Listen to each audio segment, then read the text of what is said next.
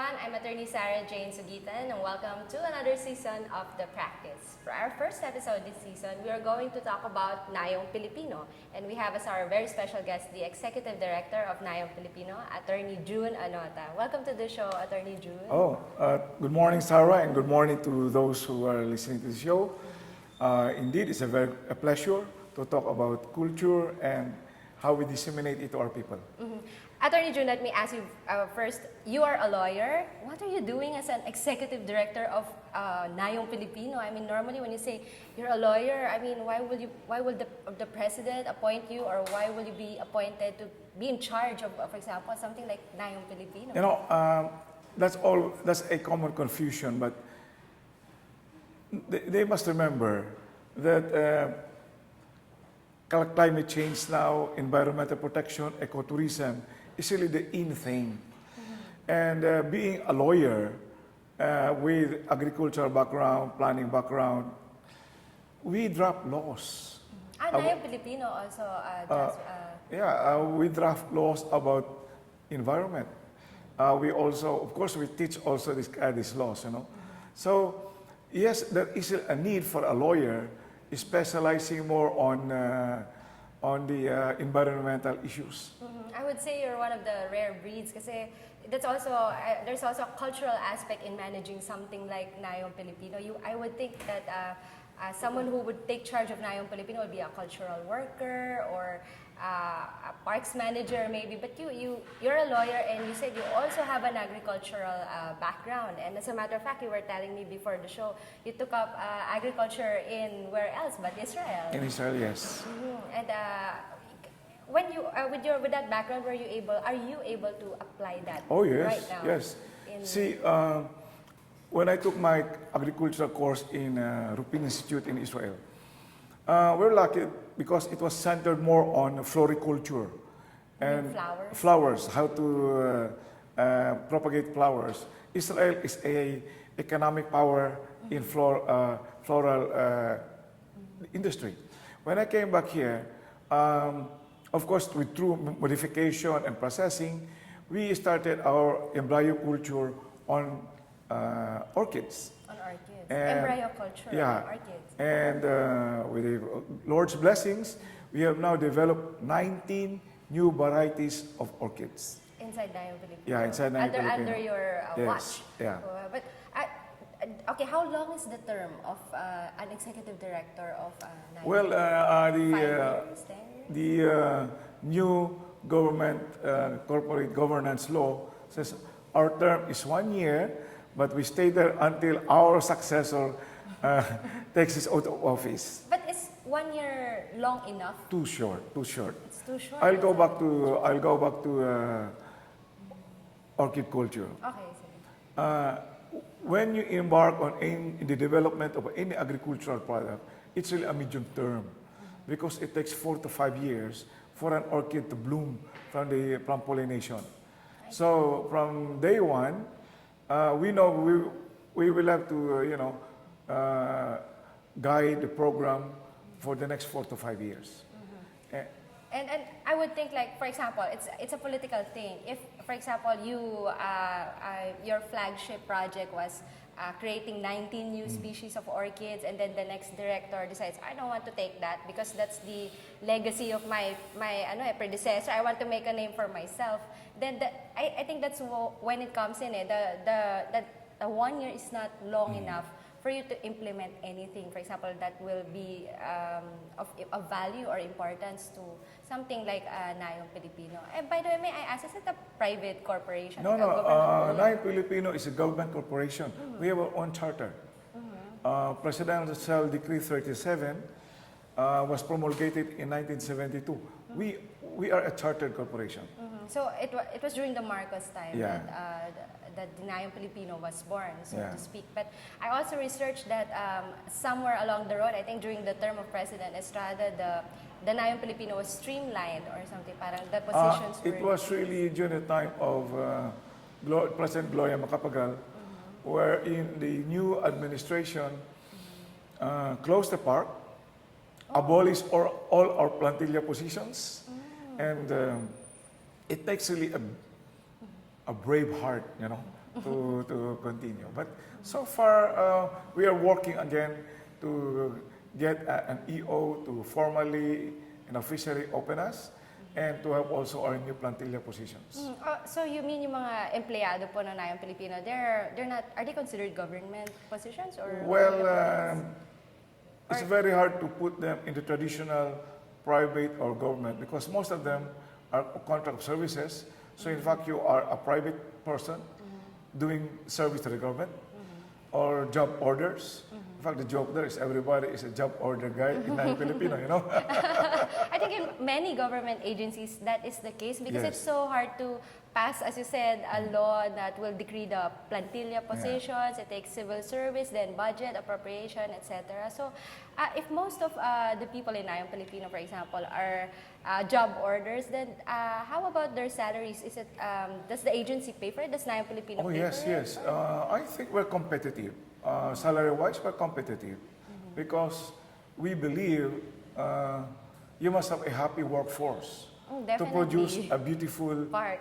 See? Yes. So we're very competitive and we're very caring. And it's you generate your own revenue. Oh yes. So you're more or less independent from Congress, which is in hot water right now for the PDAP and all of that. So at least you are, should I say, para sheltered from that controversy. We're insulated a bit. Yeah, you're insulated. And the beauty if you are self-sustaining, we raise our funds and then we spend it. The process is much faster and shorter. So we can really focus on our targets, and then we only need a board approval to approve our budget, and that's it.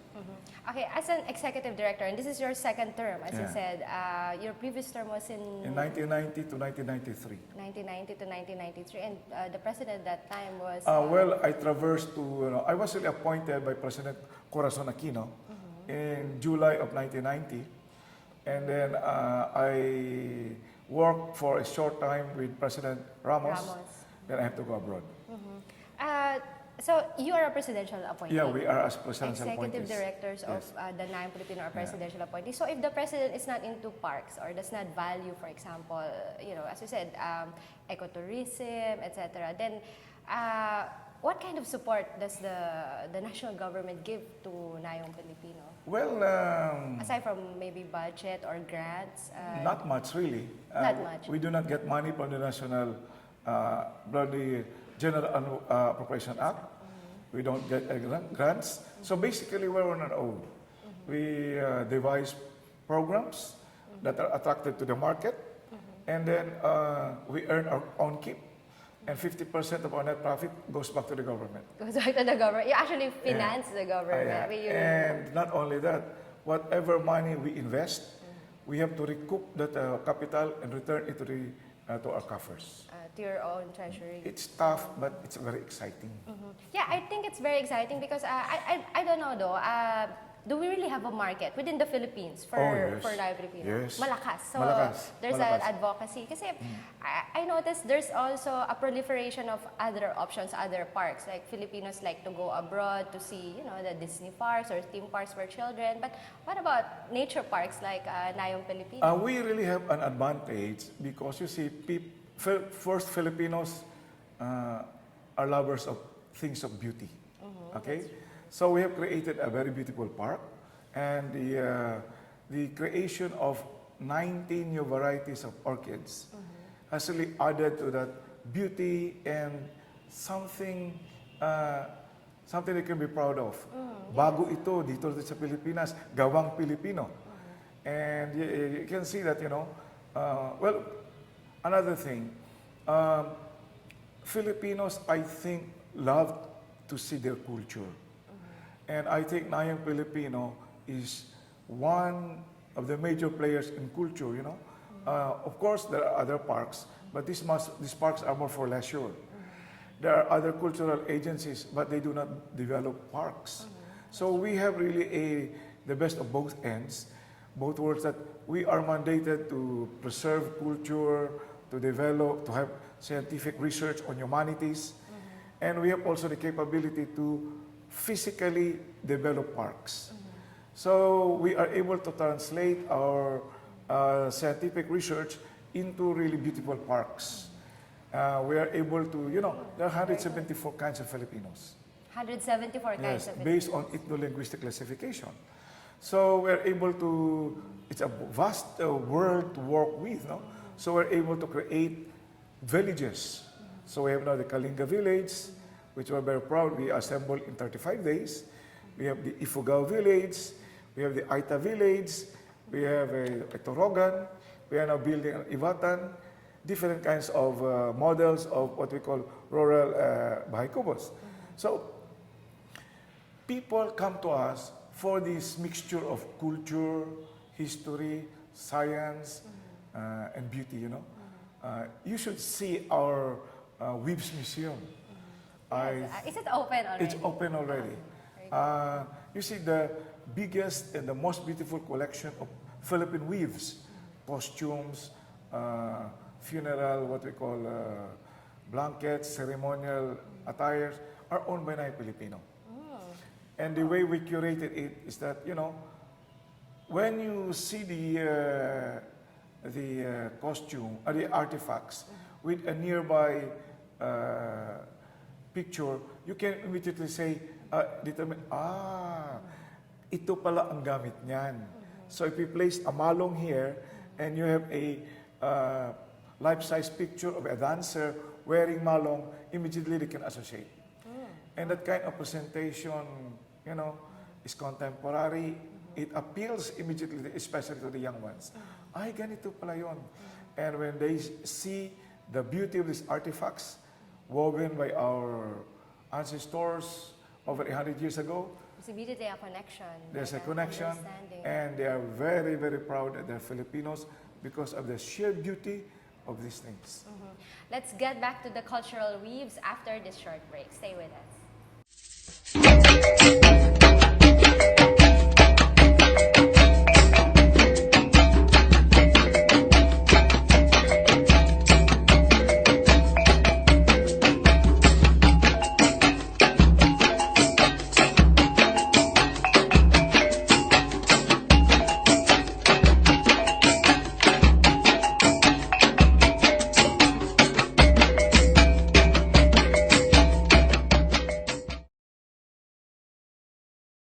Hi everyone, I'm Atty. Sara Suguitan. Welcome back to the second part of the practice. Still on this episode is the Executive Director of Nayong Filipino, Atty. June Anota. Welcome back to the show, Atty. June. Okay, before the break we were talking about the Textiles Museum or the exhibit that you put together that are hundreds of years old, and I had a preview of when I was in Clark last month.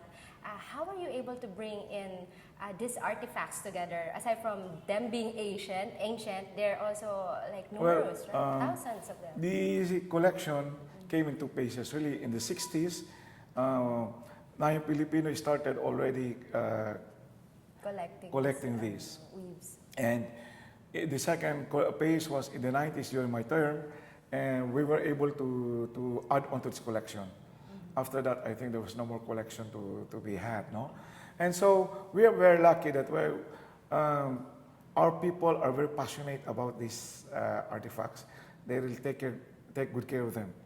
Now, there is more kasi to just address, Just like when they see silk, let's say malong, there is another message that is being sent.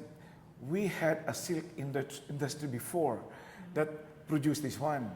Okay, when they see cotton blouses of the Bilaan, that means the Bilaan had a cotton plantation. They have the agricultural know-how to produce cotton. And then we have also the, let's say, the mother of pearls, etc. No? That means we have the metallurgy to cut these mother of pearl shells into fine and uniform shapes.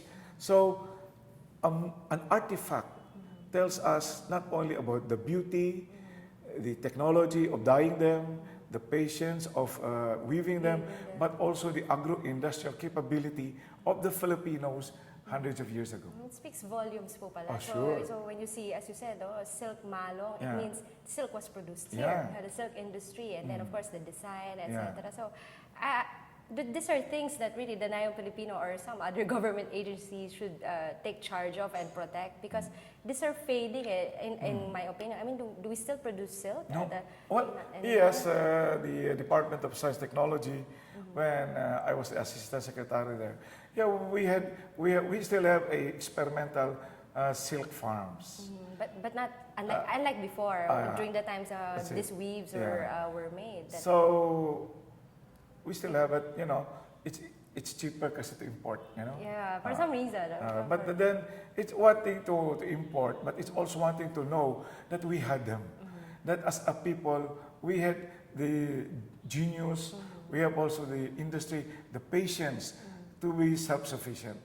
And I think in these times when there's a call for self-sufficiency in rice and something else, then you can look back that, kung self-sufficient sila noon, bakit hindi natin magawa ngayon? Yes, that's a challenge that Nayong Pilipino will be promoting. This should be the answer to that. I mean, aside from rice sufficiency, we should be sufficient in other industries as well. And as you well know, a lot of Filipinos are orchid lovers. Like my mom even grows orchids in her garden. And as you were saying before, we developed under your watch 19 new varieties of orchids. So we can safely say these are Filipino orchids, Filipino bred, original orchids. How will Nayong Pilipino promote that? Will you be selling that? Will you be... Well, we have a dream of creating the first orchid forest in the world. Forest? Yeah. So, when you go to orchid parks, they have probably a few hundreds arranged. There is no orchid forest. That when you look at every tree, there are orchids. No? So we are close to that. Something new. Yes, We're close to that. We have already planted our orchids in our park, and if with the grace of God, by the fourth quarter of this year, they will bloom, because there are only early bloomers. We can really bring you to a heavenly haven, of orchids. Yeah, so that's what last quarter of this year. So we're going to look forward to that. Is it located in Clark as well? Clark. The Orchid Park. But how about the Nayong Filipino here in Manila? In Pasay, we were ejected, because they have to make room for the airport. We have revived the Orchidario in Manila. And that's still under your management? Yeah, in Luneta area. But then we still have a lot of admin issues. But the orchids are there. But the biggest orchid collection is really at Clark. And I'm also very proud and to have Nayong Filipino in Clark. I mean, we all know it's actually being touted as the next international airport of the Philippines, and Nayong Filipino is right there. So by the time, nag-boom na ito, I mean, people coming home from abroad, and as I said, OFWs are the proudest Filipinos. They really want to touch base with their roots by visiting Nayong Filipino. You see, Sara, what we noticed, those Filipinos who have been abroad, who are now dual citizens, they retain their Philippine citizenship, but they're also a citizen of their host country now. When they see what our forefathers have done, they cry. They're so touched. And there is another message here. When we tell them, in order to weave this particular, let us say, pishabit or malong took years, then it is also instead of them, I must also spend that much time to my country. Do you accept grants, private grants? Well, we are working on that because we really want... I think you should. We are working on that. And we want kasi to share our knowledge with as many Filipinos as possible. And it seems that you're the gatekeeper of the pasbay. Aside from the museums, of course, kasi Nayong Filipino is a living park. Correct. You have, as I said, it's you have really, orchids. It's really a living strategy, like the Baraswain Church is really used for masses. The teatro is really for play and our cultural performances. You should see our cultural performances. They're so beautiful, very energetic. And when it comes to speed, like how fast they dance, the tinikling, ang ganda, ang saya talaga. So, OFWs going back, they don't have much time. So if they spend 3 hours in Nayong Filipino, they see more or less a glimpse of the Philippines. As I said, we are building Ivatan houses from the north. We have the Kalinga village. We have the Ifugao village. Of course, for the central, with the Aita, we're building also some samples of village structures from Visayas. We also have the Maranao, what we call Torogan. So we are strong in folk architecture. And so again, we're deep in history, and now come the orchids. So all of these taken together, in 3 hours you can see the Philippines. And It's a very good trip to yeah, have. and many foreigners really enjoy their trip there, because then in a very beautiful, accessible, and safe place, they will have more or less the grasp of the country. Attorney Joe, I'd like to give you this opportunity to invite people to Sure. experience Nayong Pilipino, touch base with their roots, and recognize the past is still in the present. It's something that we have to build on. You can address the one. Okay, may I invite all of you to Nayong Pilipino. See, the Nayong Pilipino is really a active part.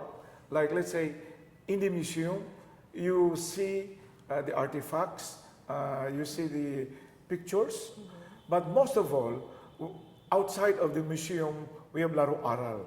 So people who want to wear the replica of these artifacts, they are taught how to wear them. They wear them and they can have photos. Now for the younger ones, we also have coloring section. So they can color forms of the artifacts. This is being done also in our orchidarium. See, in the orchidarium, we have a film that shows how orchids are done, and actual pollination, actual inoculation, and they can also color shapes of orchids in the variety of colors that they want. So it is an active part. We also Palarong Pilipino, where we try to revive the games that our forefathers played that are long gone. And we're also trying to revive extinct flora that they were indigenous to the Philippines and disappeared. We are reviving them. So Nayong Pilipino, in essence, is a cultural, scientific, educational park. And if you go there, as I said, you can at least experience the past and reinvigorate your feeling as a Filipino. You will be very proud that you are a Filipino. Yes, I really truly believe that we should visit Nayong Pilipino, because when I was there last month, as I said, I was so impressed with the textiles, the houses, and also the live performances. Yes. You had the dances, etc. So it's a whole thriving industry, and if there's no one who will watch that or support that, then it's like we're causing the death of that park. So I that's why I invited you to the show, because I really support Nayong Pilipino, and I did not know na wala na po pala yung sa Pasay. But nevertheless, the one in Clark is very beautiful, something worth looking into. Thank you again, Attorney June, for guesting here on The Practice. Tune in again next episode right here. Thank you for spending time with us. This has been Attorney Sara Suguitan, your host. Tune in next time for another season of The Practice. Thank you Thank you very much.